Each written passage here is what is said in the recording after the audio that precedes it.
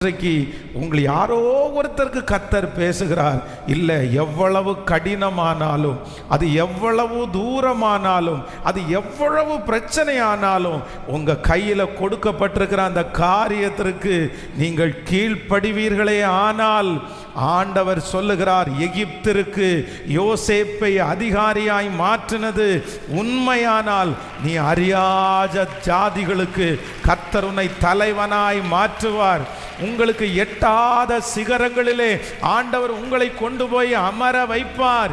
ஆமேன். உன் சகோதரர்களுக்கு முன்பாக ஆண்டவர் ஒரு பெரிய பந்தியை உங்களுக்காக ஆயத்தப்படுத்துவார். எத்தனை பேர் ஆமோதிக்கிறீர்கள்?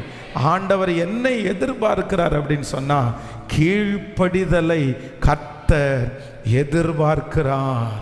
எத்தனை பேர் ஆமோதிக்கிறீர்கள்? சொல்லுங்க, கையை மேலே உயர்த்தி சொல்லுங்க, நான் கீழ்ப்படிவேன்.